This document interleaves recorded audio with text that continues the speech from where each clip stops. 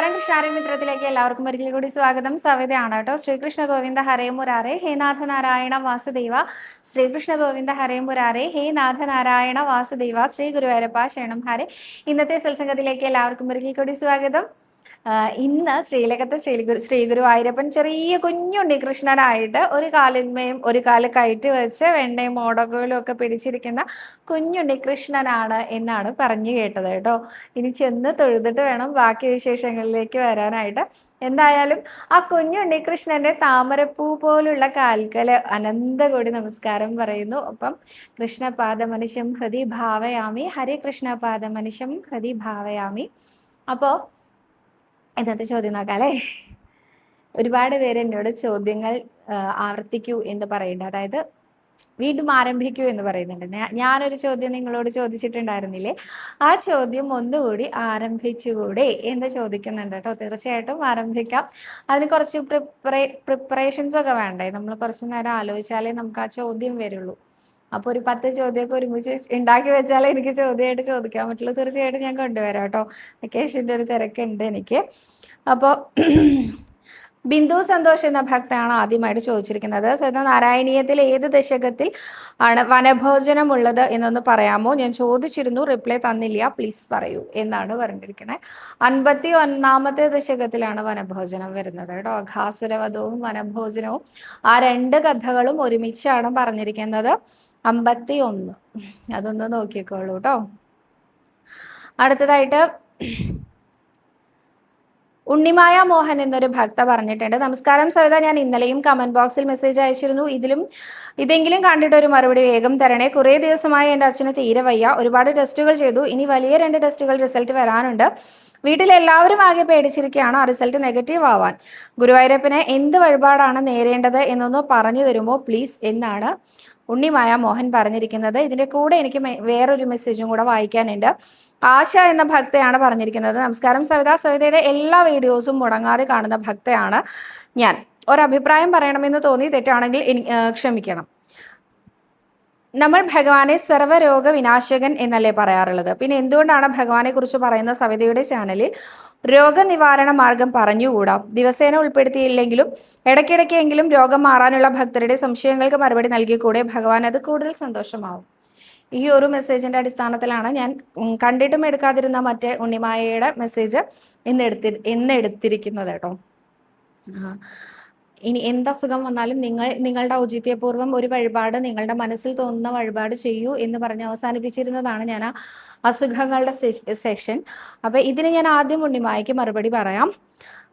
എള്ളുകൊണ്ട് തുലാഭാരം നേർന്നോളൂ. അച്ഛന് എള്ളുകൊണ്ട് തുലാഭാരം നേർന്നോളൂ. എനിക്ക് പെട്ടെന്ന് തോന്നിയ വഴിപാട് ഇതാണ് കേട്ടോ. എള്ളോളം ജീവന് ഹാനി സംഭവിക്കാതിരിക്കാൻ, എള്ളോളം ജീവൻ ബാക്കിയുണ്ടെങ്കിൽ തിരിച്ചു തരാനായിട്ട് പ്രാർത്ഥിക്കാനാണ് ഈ എള്ളുകൊണ്ട് തുലാഭാരം, ആയുസിന്റെ ബലത്തിന് വേണ്ടിയിട്ട് എന്നാണ് പറയാറുള്ളത്. അപ്പൊ എള്ളുകൊണ്ട് തുലാഭാരം നേർന്നോളൂ. റിസൾട്ട് വന്നിട്ട് അച്ഛനെയും കൊണ്ട് വന്ന് എള്ളുകൊണ്ട് തുലാഭാരം തൂക്കിക്കോളൂ കേട്ടോ. ഇനി എനിക്ക് ആശയോട് പറയാനുള്ളത് എന്താണെന്ന് വെച്ചാൽ, ഞാൻ അങ്ങനെ എടുക്കാതിരിക്കാൻ കാരണം, എപ്പോഴും നമുക്ക് അസുഖങ്ങളില്ലാത്ത ആളുകളില്ല. ഇന്നത്തെ ഒരു ജീവിതശൈലിക്ക്, പ്രത്യേകിച്ച് കേരളീയ ജീവിതശൈലിക്ക് ഇന്ന് എടുത്തു പറയേണ്ടി വരും. അതെന്തുകൊണ്ടാണ് അങ്ങനെ എടുത്തു പറയണമെന്ന് വെച്ചാൽ, ഞാൻ വലിയ യാത്ര ചെയ്ത ആളൊന്നുമല്ല, യാത്രാ പ്രിയം ഉള്ള ആളുമല്ല. പക്ഷെ ഞാനിതാ അടുത്ത നോർത്തിൽ പോയില്ലോ, ഇവിടെയൊക്കെ ഒരു 50 മീറ്ററിൻ്റെ ഉള്ളിലാണ് ഒരു മെഡിക്കൽ ഷോപ്പ് കഴിഞ്ഞാൽ അടുത്ത മെഡിക്കൽ ഷോപ്പിൻ്റെ ആ ഒരു ദൂരം വരുന്നത്. അവിടെയൊക്കെ ഒരു 5 കിലോമീറ്റർ പോകണം ഒരു മെഡിക്കൽ ഷോപ്പ് കഴിഞ്ഞാൽ വേറൊരു മെഡിക്കൽ ഷോപ്പിലേക്ക്. ഞാനൊന്ന് ചോദിക്കട്ടെ, എന്തായാലും അസുഖക്കാര്, ആവശ്യക്കാര് കൂടുതലുണ്ടെങ്കിൽ ആ ബിസിനസ് അവിടെ വളരെ തഴച്ചു വളരേണ്ടതല്ലേ? അസുഖങ്ങൾ കുറവായതുകൊണ്ടല്ലേ, അല്ലെങ്കിൽ ആവശ്യക്കാർ കുറവായതുകൊണ്ടല്ലേ മെഡിസിൻ്റെ ആ ഷോപ്പുകൾ, മെഡിക്കൽ ഷോപ്പുകളുടെ എണ്ണം കുറവായിരിക്കുന്നത്? എൻ്റെ ഒരു സംശയമാണ് കേട്ടോ. പക്ഷേ കേരളത്തിലെ ഇന്നത്തെ ജീവിതശൈലി വെച്ചിട്ട് വളരെയധികം രോഗങ്ങളുള്ളവരാണ്. അപ്പം ഞാൻ ഇതിനു വേണ്ടി തുടങ്ങിയാൽ പിന്നെ എനിക്ക് ഇത് മാത്രം പറയാനുള്ള സമയം ഉണ്ടാവുള്ളൂ എന്നുള്ളത് കൊണ്ടാണ് ഞാനത് അവിടെ സ്റ്റോപ്പ് ചെയ്തത്. മാത്രമല്ല, ഒരാളിപ്പോൾ എനിക്ക് തലവേദനയുണ്ട്, മാറാത്ത തലവേദന, അപ്പം ഞാൻ എന്ത് ചെയ്യണം എന്ന് ചോദിക്കുന്നു. ഇത് തലവേദന ഇല്ലാത്ത ഒരാളത് ശ്രദ്ധിക്കുന്നില്ല, അവർക്ക് തലവേദന വരുന്നത് വരെ.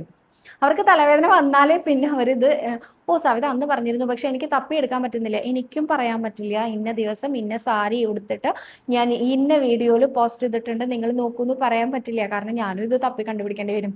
ഏത് വീഡിയോയിലാണ് പറഞ്ഞതെന്ന് എനിക്ക് പോലും ഓർത്തെടുക്കാൻ പറ്റുന്നില്ല. പറഞ്ഞ് എനിക്ക് ഓർത്തെടുക്കാൻ പറ്റുന്നില്ലെങ്കിൽ ഒരു തവണ കേട്ട നിങ്ങളോട് ഓർത്തെടുക്കൂ എന്ന് പറയുന്നതിൽ അടിസ്ഥാനമില്ലല്ലോ. ഞാൻ എന്തായാലും പറയാൻ ബാധ്യസ്ഥയാണെന്ന് എനിക്ക് തോന്നുന്നതുകൊണ്ടാണ് ഞാനത് റിപ്പീറ്റ് ചെയ്യുന്നത്. ഇതിങ്ങനെ ദിവസവും കേട്ട് കഴിഞ്ഞാൽ കേൾക്കുന്ന ആളുകൾക്ക് അതൊരു ബോറാവുക തന്നെ ചെയ്യുന്നുള്ളത് കൊണ്ടാണ് ഞാൻ പറഞ്ഞത്. ഇത് ഞാനിനി തുടർന്ന് കൊണ്ടുപോകാൻ ആഗ്രഹിക്കുന്നില്ല. നിങ്ങൾക്ക് എന്തെങ്കിലും അസുഖമുണ്ടെങ്കിൽ നിങ്ങൾ കണ്ണടച്ച് നാമം ജപിക്കൂ, ഗുരുവായൂരപ്പനോട് പറയൂ അസുഖം മാറ്റിത്തരാൻ. തീർച്ചയായിട്ടും നിങ്ങൾക്കൊരു വഴിപാട് അപ്പോൾ ചെയ്യണം എന്ന് തോന്നും. ആ വഴിപാട് നിങ്ങൾ ഇവിടെ കൊണ്ടുവന്ന് സമർപ്പിക്കൂ. അത് എന്ത് തന്നെ ആയാലും കുഴപ്പമില്ല എന്നാണ് ഞാൻ പറഞ്ഞത് കേട്ടോ. അല്ലാതെ എനിക്ക് പറയാൻ മടുപ്പുണ്ടായിട്ടോ ഭഗവാന് ദേഷ്യമാവും അല്ലെങ്കിൽ കൃഷ്ണാരമിത്രം ചാനൽ മോശമാവും എന്നൊന്നും കരുതിയിട്ടല്ല. ഇതിങ്ങനെ ആവർത്തിച്ചുകൊണ്ടേ ഇരിക്കേണ്ടി വരും. അസുഖങ്ങളില്ലാത്തവരില്ല നമ്മളുടെ ഇടയിൽ. അപ്പോൾ ഒരാൾക്ക് വരുന്ന അസുഖമല്ല വേറൊരാൾക്ക്. ഇനി കോമൺലി വരുന്ന അസുഖത്തിന് എന്ന് പറഞ്ഞ് ഞാൻ പറഞ്ഞാലും നിങ്ങളിത് റിപ്പീറ്റ് ചെയ്ത് ചോദിക്കുകയും ചെയ്യും. അങ്ങനെ ഒഴിവാക്കാൻ വേണ്ടിയിട്ടാണ് കേട്ടോ. അപ്പോൾ ഒന്നും തോന്നരുത്. അപ്പോൾ രണ്ടുപേർക്കുള്ള മറുപടിയും ആയി എന്ന് വിചാരിക്കുന്നു. അടുത്തതായിട്ട് കാർത്തിക നായർ എന്ന ഭക്തയാണ് പറഞ്ഞിരിക്കുന്നത്. അയ്യോ അല്ല, രാജി സന്തോഷ് എന്ന ഭക്തയാണ് പറഞ്ഞിരിക്കുന്നത്. നമസ്കാരം സവിത, വളരെ വിഷമത്തിലാണ് ഞാൻ. നമ്മൾ ചെയ്യാത്ത ഒരു കാര്യത്തിന് നമ്മളെ തെറ്റിദ്ധരിച്ച് ചിലർ നമ്മളെ ശപിച്ചാൽ ആ ശാപം നമുക്ക് ഏൽക്കുമോ എന്നൊന്ന് പറയണേ എന്നാണ് പറഞ്ഞിരിക്കുന്നത്.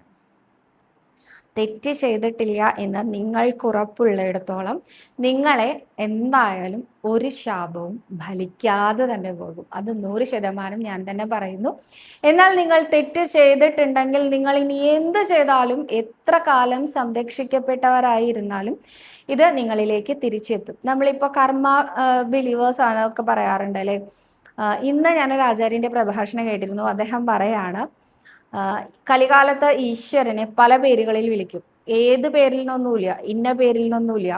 ചില ആളുകൾ കൃഷ്ണ എന്ന് വിളിക്കുമ്പോൾ ചില ആളുകൾ രാമ എന്ന് വിളിക്കുന്നുണ്ട്, ചില ആളുകൾ മറ്റ് ദൈവങ്ങളുടെ പേരുകളിൽ വിളിക്കുന്നുണ്ട്, ചില ആളുകൾ കർമ്മ എന്ന് വിളിക്കാറുണ്ട് എന്ന് പറഞ്ഞു. അതായത് നമ്മൾ എന്താണോ ചെയ്യുന്നത് അതിനുള്ള ഫലം തീർച്ചയായിട്ടും ഭഗവാൻ ഈശ്വരൻ നമുക്കത് തന്നിരിക്കും എന്ന് പറയാറുണ്ട്. അതിന് അദ്ദേഹം ഉദാഹരണമായിട്ട് പറഞ്ഞത് ഒരു ക്ഷേത്രത്തിൽ ഒരു ഉയരത്തിലുള്ള ക്ഷേത്രം, വളരെ കുന്നിൻ്റെ മുകളിലൊക്കെയുള്ള ഒരു ക്ഷേത്രം, ആ ക്ഷേത്രത്തിലേക്ക് ആവശ്യമായിട്ടുള്ള സാധനങ്ങൾ കഴുതകളുടെ പുറത്ത് കയറ്റിയിട്ടാണ് ആ ക്ഷേത്രത്തിലേക്ക് എത്തിക്കുന്നത്. ഇത് ക്ഷേത്രം ജീവനക്കാരായിട്ടുള്ള അതല്ലെങ്കിൽ ഭക്തരിൽ തന്നെ വളരെ ധനസ്ഥിതിയുള്ള ആളുകളൊക്കെ കഴുതപ്പുറത്ത് സാധനങ്ങളൊക്കെ വെച്ച് കെട്ടി കഴുതയെ തല്ലി ആട്ടി എന്താ പറയുക അടിച്ച് ഓടിച്ചിട്ടൊക്കെയാണ് മുകളിലേക്ക് കയറ്റി കൊണ്ടുവരുന്നത്. ഇതിനിടയിൽ പല കഴുതകൾക്കും വെള്ളം കിട്ടാതെ മരിച്ചു പോകുന്ന അവസ്ഥ, അല്ലെങ്കിൽ ഭാരം താങ്ങാനാവാതെ കുഴഞ്ഞു വീഴുന്ന അവസ്ഥയൊക്കെ ഉണ്ട്. അപ്പോൾ ഒരിക്കലൊരു സന്യാസി, ഒരു സദ്ഗുരു വന്നിട്ട് ഈ ദൈവത്തിനോട്, ആ മൂർത്തി, അതായത് ആ കുന്നിൻ്റെ മുകളിൽ ക്ഷേത്രത്തിലിരിക്കുന്ന ഈശ്വരനോട് ചോദിക്കുകയാണ്, ഭഗവാനെ എന്തുകൊണ്ടാണ് ഇത്രയും കഴുതകൾക്ക് ഇത്രയധികം യാതനകൾ ഇവിടെ സഹിക്കേണ്ടി വരികയാണല്ലോ. അപ്പൊ ഈ യാതനകളൊക്കെ എന്തുകൊണ്ടാണ് അവരിലേക്ക് വന്നു ചേരുന്നത്? നീ ഒരു ഈശ്വരനാണെന്ന് പറയുമ്പോൾ നിനക്ക് അവരെയൊക്കെ സംരക്ഷിക്കേണ്ട ചുമതലയില്ലേ എന്നൊക്കെ ഭഗവാനോട് വളരെയധികം ദേഷ്യത്തിൽ ചോദിക്കുകയാണ് കേട്ടോ. ഭഗവാന് വേണ്ടി എന്ന് പറഞ്ഞിട്ട് ആ കഴുതകളെ അവര് വളരെയധികം ബുദ്ധിമുട്ടിക്കുന്നത് കാണുന്നില്ലേ, അങ്ങ് കാണുന്നില്ലേ എന്നൊക്കെ ചോദിക്കുകയാണ്. അപ്പൊ ഭഗവാൻ പറഞ്ഞു, ആ കഴുതകളിലൊക്കെ നിങ്ങൾക്ക് മാത്രമാണ് കഴുതകളായിട്ട് കാണുന്നത്. എനിക്ക് അവരെ ജന്മജന്മാന്തരങ്ങളായിട്ട് അറിയാം. അവർ കഴിഞ്ഞ ജന്മത്തിൽ ഈ ക്ഷേത്രത്തിൽ ഉണ്ടായിരുന്ന ജീവനക്കാരായിരുന്നു. അതാരായിരുന്നു? ക്ഷേത്രം കൊള്ളയടിച്ചിരുന്ന ആൾക്കാരായിരുന്നു. ഇവിടെ നിന്ന് അനാവശ്യമായിട്ട് വഴിപാടുകളുടെ പേരിലും മറ്റും പണം പിരിച്ച് അല്ലെങ്കിൽ ആ രീതിയിൽ ജീവിച്ചിരുന്ന ആളുകളായിരുന്നു അവർ. അതല്ലെങ്കിൽ ക്ഷേത്ര മുതലുകൾ കൊള്ളയടിക്കുന്ന ആൾക്കാരായിരുന്നു. അതല്ലെങ്കിൽ ക്ഷേത്രത്തിലെ അധികാരം കാണിച്ചുകൊണ്ട് സ്വയം എന്താ പറയുക പ്രശസ്തരാവാൻ ശ്രമിച്ചിരുന്നവരായിരുന്നു. അപ്പോൾ തന്നിലൊക്കെ അവകാശമില്ലാത്ത സാധനങ്ങൾ പിടിച്ചു പറിച്ച ആളുകളാണ് ഈ കഴുതകളുടെ രൂപത്തിൽ നിങ്ങളിപ്പോൾ ഇവിടെ കാണുന്നത്. അവര് ഇവിടെ നിന്ന് കൊണ്ടുപോയ സാധനങ്ങളൊക്കെ അവർക്ക് ഇവിടെ തിരിച്ചു കൊണ്ടുവന്നേ പറ്റൂ. അത് അവരുടെ കർമ്മഫലമാണ്. ആ കർമ്മത്തിന്റെ ദോഷമാണ് അവരിപ്പോ ഈ ഒരു കഴുതയുടെ രൂപത്തിൽ അനുഭവിച്ചുകൊണ്ടിരിക്കുന്നത്. ഈ സമയത്ത് ഈ കാലഘട്ടത്തില് മനുഷ്യരെന്നെ കർമ്മ എന്നുകൂടി വിളിക്കാറുണ്ടല്ലോ. അപ്പൊ ആ കർമ്മത്തിന്റെ ഫലം ഞാൻ നൽകിയല്ലേ പറ്റൂ. അതുകൊണ്ട് അതിൻ്റെ ഫലമാണ് അവർ അനുഭവിച്ചുകൊണ്ടിരിക്കുന്നത് എന്നാണ്. അപ്പം എന്താണോ നമ്മളുടെ പ്രവൃത്തി അതിനനുസരിച്ച് മാത്രമാണ് നമുക്ക് കിട്ടുന്ന റിട്ടേൺസ് ഉണ്ടായിരിക്കുക. ഉറപ്പായിട്ടും നിങ്ങൾ ഒരു തെറ്റും ചെയ്തിട്ടില്ല, നിങ്ങളെ ഓപ്പോസിറ്റ് നിൽക്കുന്ന ആള് തെറ്റിദ്ധരിച്ചുകൊണ്ടാണ് ശപിക്കുന്നതെങ്കിൽ 100% ഉറപ്പിക്കുന്നു ഒരിക്കലും നിങ്ങൾക്ക് ആ ശാപം ഏൽക്കാൻ പോകുന്നില്ല. വെറുതെയാണ് നിങ്ങൾ വിചാരിക്കുന്നത്. അവർ ശപിച്ചാൽ ഏൽക്കാൻ അവർ ആരാ? സന്യാസിമാരാണോ? ഒന്നുമല്ല. പക്ഷേ ശരിക്കും നിങ്ങളത് ചെയ്തിട്ടുണ്ടെങ്കിൽ, അവർ അതിൻ്റെ പേരിൽ വിഷമിക്കുന്നുണ്ടെങ്കിൽ, അവരുടെ ഒരു തുള്ളി കണ്ണീര് മതി നിങ്ങളിൽ ശാപമായിട്ട് തിരിച്ചെത്താൻ. അത് പെട്ടെന്ന് തന്നെ കിട്ടിക്കൊള്ളണമെന്നൊന്നുമില്ല കേട്ടോ. തീർച്ചയായിട്ടും അത് നിങ്ങൾക്ക് ലഭിക്കാതെ പോകില്ല എന്നുള്ളത് തന്നെയാണ് ചുറ്റുപാടും ഒന്ന് വീക്ഷിച്ചാൽ നമുക്ക് മനസ്സിലാവുന്നത്. നമ്മൾ ഒരാളെ വളരെയധികം വിഷമിപ്പിച്ചിട്ടുണ്ട് എങ്കിൽ തീർച്ചയായിട്ടും മനസ്സിരുത്തിക്കോളൂ, നിങ്ങൾ അതിന് ബാധ്യസ്ഥരാണ് എങ്കിൽ നിങ്ങൾക്ക് ഉറപ്പായിട്ടും അത് വന്നു ചേരുകയാണ് ചെയ്യും. ഇനിയിപ്പോൾ ഒരാൾ പറയാണ്, സവിത ഞാൻ അങ്ങനെ ഒരു തെറ്റ് ചെയ്തു പോയി, ഞാനിപ്പോൾ ഒരു അറിയാതെയാണെങ്കിലും ഒരാളുടെ മനസ്സിൽ ഞാൻ ഇത്തിരി വിഷമമുണ്ടാക്കി, ആ ഒരു വിഷമം ഞാൻ എങ്ങനെയാണ് തീർക്കേണ്ടത്? എനിക്കിപ്പോൾ അയാളോട് പോയി സോറി ഒന്നും പറയാൻ പറ്റില്ല. അപ്പം ഞാൻ എന്ത് തീർക്കണം? നിങ്ങൾ നാമം ജപിച്ചോളൂ. നാമം ജപിച്ചാൽ തീരാത്ത പാപങ്ങൾ ഇല്ല എന്നുള്ളത് ആചാര്യന്മാർ പറഞ്ഞു വെച്ചിട്ടുണ്ട്. നിങ്ങൾ നാമം ജപിച്ച ആ പാപത്തിൽ നിന്ന് രക്ഷ നേടാൻ ശ്രമിക്കൂ. ഒരു പരിധി വരെ ഭഗവാൻ നിങ്ങളെ സംരക്ഷിക്കും. ആ പരിധി ഏതാണെന്നുള്ളത് അദ്ദേഹത്തിന് മാത്രമേ അറിയുള്ളൂ കേട്ടോ, അത് നമുക്ക് അറിയില്ല. അപ്പം എന്തായാലും വിഷമിക്കാതിരിക്കൂ, ഒന്നും സംഭവിക്കില്ല. നിങ്ങളുടെ ഭാഗത്താണ് ന്യായമെങ്കിൽ നിങ്ങൾക്ക് ഒന്നും സംഭവിക്കില്ല കേട്ടോ. അടുത്തതായിട്ട് സവിതയ്ക്ക് ഡെയിലി തൊഴാൻ പറ്റും. അപ്പോൾ ഒരു നോക്ക് കണ്ടാലും മതി. പിന്നെ നിങ്ങളെ VIP എല്ലാവരെയും കുറേ നേരം കാണാൻ പറ്റുന്നുണ്ട്. ഞങ്ങൾ വർഷത്തിലൊരിക്കൽ വരുന്നവരാണ്, അപ്പോൾ കുറച്ച് സെക്കൻഡ്സ് കാണാൻ വിടണം എന്നാണെന്ന് തോന്നുന്നു. സുപ്രിയ ശ്രീകുമാർ എന്ന ഭക്തയാണ് ഇത് പറഞ്ഞിരിക്കുന്നത്. അതായത് ഞാൻ ഇന്നലെ പറഞ്ഞില്ലേ, നെഗറ്റീവ്ലി ചിന്തിക്കാതെ ഗുരുവായൂർക്ക് വരൂ, നിങ്ങൾക്ക് തീർച്ചയായിട്ടും തൊഴാൻ പറ്റുമെന്ന് പറഞ്ഞില്ലേ, അതിന് മറുപടി ആയിട്ടാണ് തോന്നുന്നു. സവിതയ്ക്കൊക്കെ എന്നും കാണാൻ പറ്റുന്നതുകൊണ്ട് ഒരു സെക്കൻഡൊക്കെ കണ്ടാലും മതി എന്ന് വിചാരിക്കുന്നുണ്ട്. ഇല്ല, ഞാൻ അങ്ങനെ വിചാരിക്കാറില്ല. എനിക്ക് എന്നും കാണാനുള്ള ഭാഗ്യം ഗുരുവായൂരപ്പൻ തന്നിട്ടുണ്ടെങ്കിൽ ഞാൻ ചാഞ്ഞും ചെരിഞ്ഞും ഒക്കെ കാണാൻ പറ്റുന്നിടത്തോളം കണ്ടിട്ട് തന്നെയാണ് ഇറങ്ങാറുള്ളൂ കേട്ടോ. നിങ്ങൾ ഈ പറയണ പോലെ പിടിച്ച് തള്ളാനൊക്കെ നോക്കിയാൽ ഞാൻ വീണ്ടും പ്ലീസ് ഒക്കെ പറഞ്ഞ് അവിടെ നിൽക്കാറുണ്ട്. പക്ഷെ ഒഫെൻസീവായിട്ട് എടുക്കാറില്ല. ഒഫെൻസീവായിട്ട് എടുക്കാതിരിക്കൂ, അതിന് നമുക്ക് സാധിക്കൂലോ. നോക്കൂ, നമ്മൾ ആരെ കാണാനാണ് വരുന്നത്? ഗുരുവായൂരപ്പനെ അല്ലേ. ഗുരുവായൂരപ്പനെ കാണാൻ വരുമ്പോൾ ഒരാൾ പിടിച്ച് ഉന്തുമ്പോൾ നമ്മുടെ മനസ്സിൽ അയ്യോ അയാൾ എന്നെ ഉന്തി എന്ന് മാത്രമേ ഉണ്ടാവുള്ളൂ. അപ്പോൾ നമ്മൾ കണ്ട ഗുരുവായൂരപ്പനെ മറന്നു പോയില്ലേ. അങ്ങനെ ചിന്തിക്കാതിരിക്കും. അത് അവരുടെ ഡ്യൂട്ടി, അത് അവർ ചെയ്തോട്ടെ. അവരുടെ വീട്ടിലേക്കൊന്നുമല്ലല്ലോ നമ്മൾ പോയത്, അവരുടെ വീട്ടിലേക്ക് കയറി ചെന്നു. അപ്പം നമ്മളെ ആട്ടി ഓടിച്ചു എങ്കിൽ നമുക്ക് കുറച്ച് മനപ്രയാസമൊക്കെ ഉണ്ടാവണം. അതൊന്നും അല്ലല്ലോ, നമ്മൾ നമ്മുടെ ഗുരുവായൂരപ്പനെ കാണാനാണ് പോണേ. അതിൻ്റെ ഇടയിൽ അവർ പിടിച്ചു വലിച്ചു കഴിഞ്ഞാൽ അത് അവരുടെ ഡ്യൂട്ടി, അവരെന്താ ചെയ്തോട്ടെ, ഞാനും എൻ്റെ ഗുരുവായൂരപ്പനും അല്ലേ ഇവിടെ എന്ന രീതിയിൽ എടുക്കാൻ സാധിക്കുമെങ്കിൽ അത് വളരെ നല്ലതാണ്. പെട്ടെന്ന് സാധിക്കില്ല, എനിക്കും സാധിച്ചിരുന്നില്ല. പക്ഷെ ഇപ്പം എനിക്ക് നന്നായിട്ട് പറ്റുന്നുണ്ട് ഗുരുവായൂരപ്പൻ്റെ അനുഗ്രഹം കൊണ്ട്. ഇത്തവണത്തെ ഉത്സവത്തിൻ്റെ പഴുക്കാമണ്ഡപം 2ാം ദിവസം തൊഴാൻ പോയപ്പോൾ എന്നെ പിടിച്ചു വലിച്ചു മാറ്റി. അത് ഒരാവശ്യമില്ലാതെ മാറ്റിയതാണെന്ന് എനിക്ക് തോന്നലും ഉണ്ടായി. കാരണം എന്താ വെച്ചാൽ ഞാൻ ഏറ്റവും പുറകിലാണ് നിൽക്കുന്നത്. ഫ്രണ്ടിൽ നിൽക്കുകയാണെങ്കിൽ മാറിയാലേ അടുത്ത ആൾക്ക് ഇങ്ങനെ വരണ്ടേ. ഞാൻ അവിടെ തിരക്കൊന്നുമില്ലൊന്നുമല്ല, കുറച്ച് പിന്നിലേക്കാണ് നിൽക്കുന്നത്. അപ്പം എന്നെ എന്തിനാ അവർ പിടിച്ച് മാറ്റിയെന്ന് എനിക്ക് പോലും മനസ്സിലായില്ല. പക്ഷെ പിടിച്ച് വലിച്ച് അവർ അങ്ങോട്ട് നീക്കി നിർത്തി പോകൂ എന്ന് പറഞ്ഞു. അപ്പം ഞാൻ ഗുരുവായൂരപ്പനെ ഒന്നുകൂടെ നോക്കിയിട്ട് പറഞ്ഞു പോകാം ഗുരുവായൂരപ്പ എന്ന് പറഞ്ഞിട്ട് പോന്നു. കാരണം ഗുരുവായൂരപ്പൻ എൻ്റെ കൂടെ പോന്നോളൂ. എനിക്കിനി ഇവിടെ നിൽക്കാൻ ഇവർ സമ്മതിക്കണില്ല. അപ്പം എനിക്ക് ഗുരുവായൂരപ്പനോട് പറയാനുള്ള കാര്യങ്ങളൊന്നും തീർന്നിട്ടില്ല. അപ്പം ഭഗവാൻ എൻ്റെ കൂടെ വരും, നമുക്ക് ഒരുമിച്ച് സംസാരിക്കാം. ഈ രീതിയിലൊന്ന് മാറ്റി ചിന്തിക്കാൻ സാധിച്ചാൽ നിങ്ങൾക്ക് ഇതൊന്നും വിഷമമായിട്ട് തോന്നില്ല. ഇനി അടുത്തത് ആരോപണമായിട്ട് തന്നെ ഞാൻ എടുക്കുന്നു. എന്താ പറയുക, VIP കൾക്കും അതുപോലെ തന്നെ ഡെയിലി തൊഴുന്നവർക്കും ഒക്കെ അവിടെ നിൽക്കാൻ പറ്റും, ഞങ്ങൾക്ക് മാത്രം നിങ്ങളൊരു കാര്യം ആലോചിച്ചോ, ഗുരുവായൂരപ്പൻ്റെ മുമ്പിൽ ഏതെങ്കിലും തരത്തിലൊരു പ്രിഫറൻസ് കിട്ടുന്നുണ്ടെങ്കിൽ അവരതിന് അർഹരായിട്ടുള്ളവരാണ് എന്നാണ് നമ്മൾ കണക്കാക്കേണ്ടത്. കാരണം ഇപ്പോൾ ഗുരുവായൂർ മേൽശാന്തിയായി, നറുക്കെടുപ്പിലൂടെയാണല്ലോ ഗുരുവായൂർ മേൽശാന്തി ആവുന്നത്. മേൽശാന്തി ആവാൻ അദ്ദേഹത്തിന് യോഗ്യത ഉള്ളതുകൊണ്ടല്ലേ ഗുരുവായൂരപ്പൻ അദ്ദേഹത്തിനെ മേൽശാന്തിയാക്കി മാറ്റിയത്. അങ്ങനൊന്ന് ചിന്തിച്ച് നോക്കൂ. ഒരാൾക്ക് വരിയിൽ നിൽക്കാതെ നേരെ പോയി ഗുരുവായൂരപ്പനെ കാണാൻ പറ്റി. ഇപ്പം നമ്മളെല്ലാവരും വരിയിലൂടെ വന്നിട്ട് ഗുരുവായൂരപ്പനെ മണ്ഡപത്തിൻ്റെ അവിടെ കണ്ടു തൊഴുന്ന സമയത്ത് ഒരു VIP പോയിട്ട് സോപാനത്തിൻ്റെ അവിടെ നിൽക്കുകയാണ്. അവിടെ നിന്ന് അദ്ദേഹം കുറച്ച് നേരം തൊഴുകയാണ്. അപ്പം നമുക്ക് കണ്ട അസൂയൊക്കെ തോന്നൂലേ, നമ്മുടെ ഗുരുവായൂരപ്പൻ്റെ അടുത്തേക്ക് നമ്മളെ മാത്രം ഇവിടെ നിന്ന് വിടുന്നു, അവരെയൊക്കെ കണ്ടില്ലേ അവിടെ നിർത്തുന്നു. ആരാ അവിടെ നിർത്തിയത്? കാവൽക്കാരോ അല്ലെങ്കിൽ അവിടുത്തെ ജീവനക്കാരോ എന്ന് ചിന്തിക്കാതെ ഗുരുവായൂരപ്പനാണ് അവരെ അവിടെ നിർത്തിയിരിക്കുന്നത്. സോ അതിനുള്ള യോഗ്യത ഗുരുവായൂരപ്പനാണ് അദ്ദേഹത്തിന് നൽകിയിരിക്കുന്നത്. അപ്പൊ എനിക്ക് ആ യോഗ്യത ഗുരുവായൂരപ്പൻ തന്നില്ലല്ലോ എന്ന് നമുക്കൊരു വിഷമം തോന്നും അല്ലേ? അപ്പൊ നമ്മൾ എന്താ ചെയ്യേണ്ടേ? ഗുരുവായൂരപ്പ, എനിക്കും ആഗ്രഹമുണ്ട് അവിടെ നിന്നൊന്ന് തൊഴണം എന്ന് ഒന്ന് പറയേ വേണ്ടൂ. നമ്മുടെ ഉണ്ണികൃഷ്ണനെ നേരെയാക്കി തരും, ഉറപ്പായിട്ടും നേരെയാക്കി തരും. നമ്മുടെ ഇത്തരം ആഗ്രഹങ്ങളൊക്കെ നമുക്ക് വേറെ ആരുമില്ല പറയാൻ, ഗുരുവായൂരപ്പൻ മാത്രമേ ഉള്ളൂ. അപ്പം നമ്മുടെ ഇല്ലത്ത് വീട്ടിൽ നിന്ന് ഇറങ്ങുന്ന സമയത്ത് തന്നെ നമ്മൾ തൊഴുത് നമസ്കരിച്ച് പറയാ, ഗുരുവായൂരപ്പ എനിക്കിന്ന് നന്നായിട്ട് അങ്ങയെ കാണാൻ സാധിക്കണം. എൻ്റെ മോഹാണ് എന്നെ ആരും പിടിച്ച് തള്ളി ഉന്തിയിടരുത് എന്നുള്ളത് എൻ്റെ വലിയ ആഗ്രഹമാണ്. എനിക്കൊന്ന് കണ്ണ് നിറച്ച് കാണാൻ സാധിക്കണം.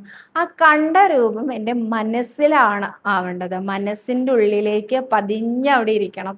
ഇതൊക്കെ എൻ്റെ വലിയ മോഹമാണ്, സാധിപ്പിച്ചു തരില്ലേ? അത് കഴിഞ്ഞാൽ എനിക്ക് പാൽപ്പായസം വാങ്ങണം എന്ന് ആഗ്രഹമുണ്ട്. അപ്പം സാധൂട്ടുന്ന കഴിക്കണം ഭക്ഷണം എന്ന് ആഗ്രഹമുണ്ട്.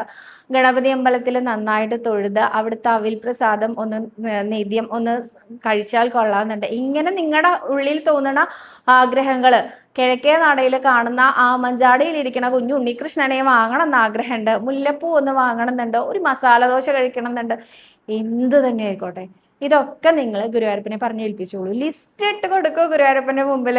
ഇന്ന ഇന്ന ഇന്ന കാര്യങ്ങളാണ് എനിക്ക് സാധിപ്പിച്ചു തരേണ്ടത്. നിങ്ങൾ എങ്ങടാ വരണേ? നമ്മളിപ്പോൾ ഒരു സുഹൃത്തിനെ കാണാൻ നമ്മൾ ദൂരദേശത്തേക്ക് പോവുകയാണ്. ആ സുഹൃത്തിന്റെ നാട്ടിലെത്തി കഴിഞ്ഞാൽ അവിടെ എന്തൊക്കെയാ വിശേഷങ്ങൾ ആയിട്ടുള്ളത് എന്ന് അദ്ദേഹത്തിനാണ് അറിയാം. അപ്പൊ അദ്ദേഹം നമ്മളെ കാണിച്ചു തരണം അല്ലേ? എല്ലാം നമ്മളെ കൊണ്ടുപോയി കാണിച്ചു തരണം.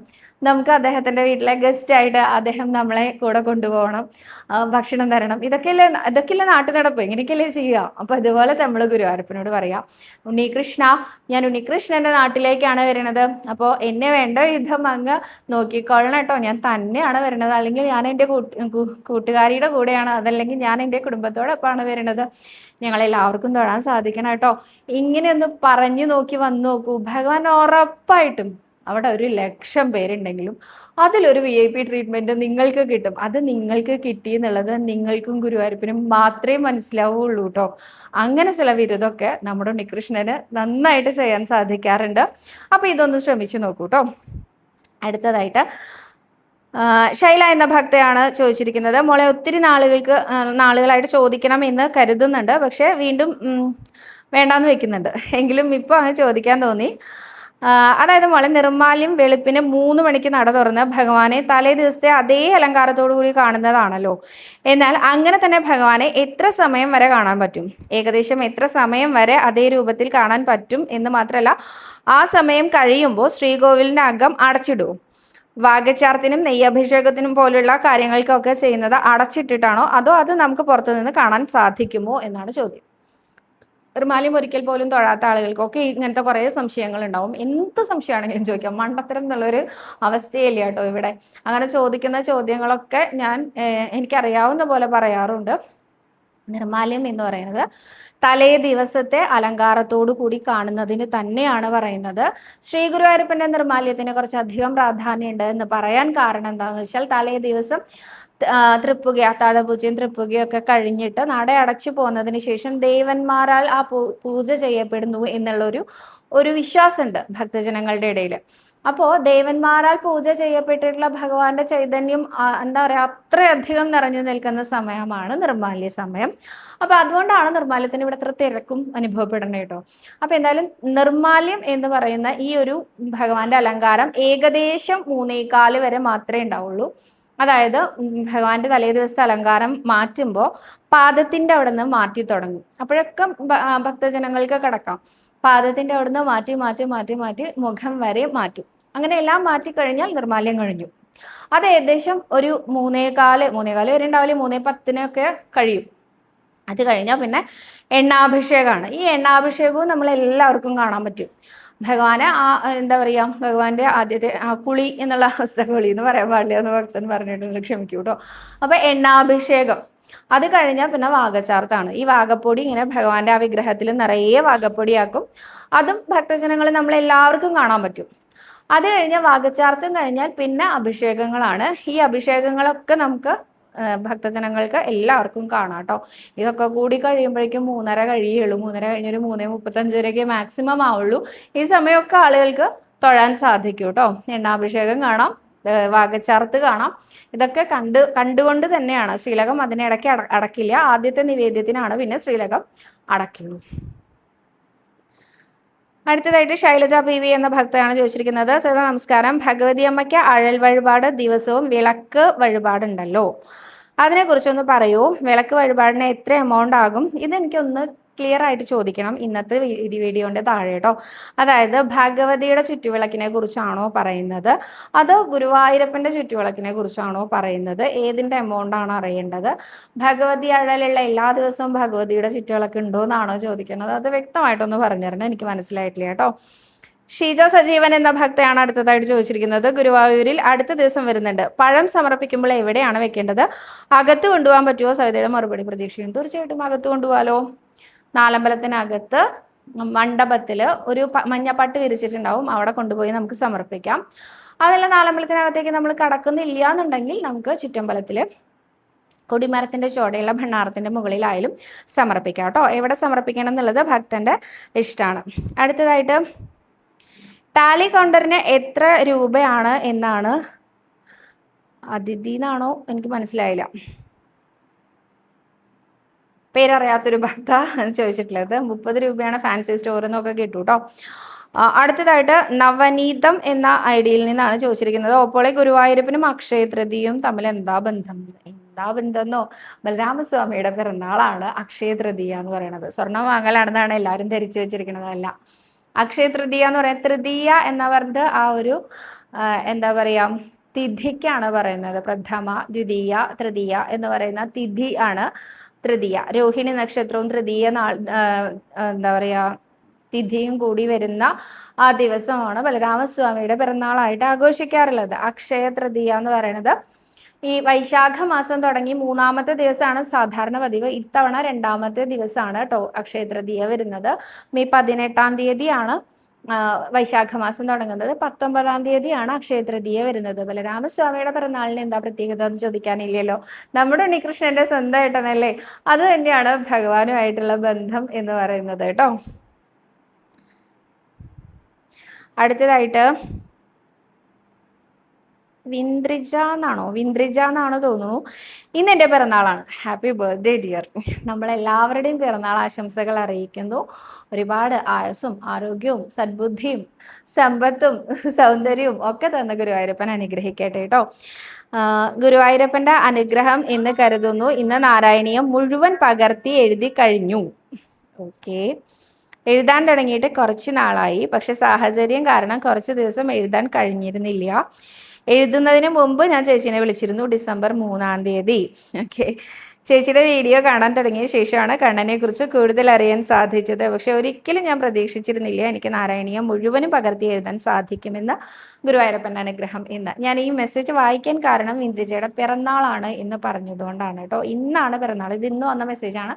അപ്പോൾ ഇന്നാണ് പിറന്നാൾ എന്ന് അറിഞ്ഞതുകൊണ്ടാണ് ഒന്നാമത്തെ കാര്യം ഞാൻ വായിക്കാൻ കാരണം. രണ്ടാമത് നാരായണീയം എഴുതി തുടങ്ങിയത് ഡിസംബറിലാണ് എന്ന് പറഞ്ഞു. അതിലും എനിക്ക് വളരെയധികം സന്തോഷമുണ്ട്. 2-3 മാസത്തിൻ്റെ ഉള്ളിൽ തന്നെ ഇത് എഴുതി പൂർത്തീകരിക്കാൻ സാധിച്ചു എന്ന് പറഞ്ഞാൽ ശ്രീ ഗുരുവായൂരപ്പൻ്റെ അനുഗ്രഹമുള്ളവർക്ക് മാത്രമേ നാരായണീയം എഴുതി സമർപ്പിക്കാൻ പറ്റുള്ളൂ. എനിക്ക് പറ്റിയിട്ടില്ല കേട്ടോ. അപ്പോൾ അത് സാധിക്കുന്നു എന്നറിയുന്നതിൽ വളരെ വളരെ വളരെ സന്തോഷമുണ്ട് കേട്ടോ.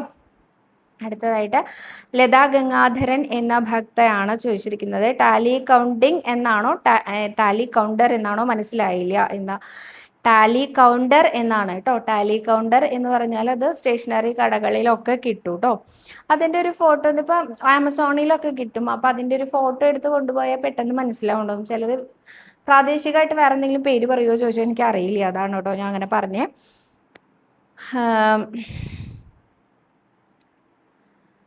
രാധ എന്ന ഐഡിയിൽ നിന്നാണ് ചോദിച്ചിരിക്കുന്നത്. നമസ്കാരം സവിത.